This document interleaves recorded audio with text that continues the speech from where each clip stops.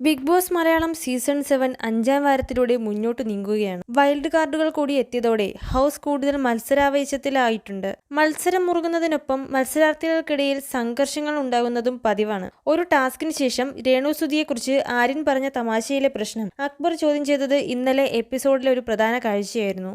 കിരീടയുദ്ധം എന്ന പേരിട്ട ടാസ്കിലെ ആദ്യ റൗണ്ടിൽ പങ്കെടുത്തതിനു ശേഷം ആകെയുള്ള 7-ൽ ഒരു ടീമിന്റെ ക്യാപ്റ്റനായ രേണുസുധി വീണിരുന്നു. ഇതിൽ പരിഹസിച്ചുകൊണ്ട് ആര്യൻ പിന്നീട് പറഞ്ഞത് രേണു ചേച്ചി തൊട്ടാൽ വീഴുമെന്നും സുധിച്ചേട്ടന്റെ അടുത്തേക്ക് എത്തുമെന്നുമായിരുന്നു. അടുത്തിരുന്ന ജിഷിൻ മോഹൻ ഇത് കേട്ട് ചിരിച്ചെങ്കിലും അല്പം അകലെ നിന്നിരുന്ന അക്ബർ പരാമർശത്തിൽ എതിർപ്പുയർത്തി എത്തുകയായിരുന്നു. ഒരിക്കലും പറയാൻ പാടില്ലാത്ത കാര്യമാണെന്ന് ശബ്ദമുയർത്തി അക്ബർ പറഞ്ഞതോടെ പറഞ്ഞതിനെ ന്യായീകരിച്ച് ആര്യനും രംഗത്തെത്തി. ഇരുവർക്കുമിടയിലുള്ള തർക്കം കുറിച്ച് സമയം നീണ്ടു. എന്നാൽ അപ്പാനിശരത്തിന്റെ മധ്യസ്ഥതയിൽ അക്ബറിനും ആര്യനുമിടയിലുണ്ടായ തർക്കം വൈകാതെ തണുത്തു. രേണുസുധിയോട് പോയി ക്ഷമ ചോദിക്കുന്ന ആര്യനെയും പിന്നീട് പ്രേക്ഷകർ കണ്ടു. ടാസ്കുകൾ കാര്യമായി കൊടുക്കുന്നില്ലെന്ന് ഈ സീസണിനെ കുറിച്ച് പ്രേക്ഷകർ പലപ്പോഴും പരാതി ഉയർത്തിയിരുന്നു. അതിന് പരിഹാരമെന്ന നിലയിൽ ഈ സീസണിൽ ഇതുവരെ കൊടുത്തതിൽ ഏറ്റവും പ്രയാസകരമായ ഒരു ടാസ്ക് ബിഗ് ബോസ് മത്സരാർത്ഥികൾക്ക് കൊടുത്തിരിക്കുകയാണ്. കിരീടയുദ്ധം എന്ന പേരിൽ എത്തിയിരിക്കുന്ന ടാസ്ക് ഒരു ഫിസിക്കൽ ടാസ്ക് അല്ലെന്നും തന്ത്രവും യുക്തിയും ഉപയോഗിച്ചാണ് കളിക്കേണ്ടതെന്നും ബിഗ് ബോസ് അറിയിച്ചെങ്കിലും ടാസ്ക് ശരിക്കും ഫിസിക്കലായി മാറുന്ന കാഴ്ചയാണ് കണ്ടത്.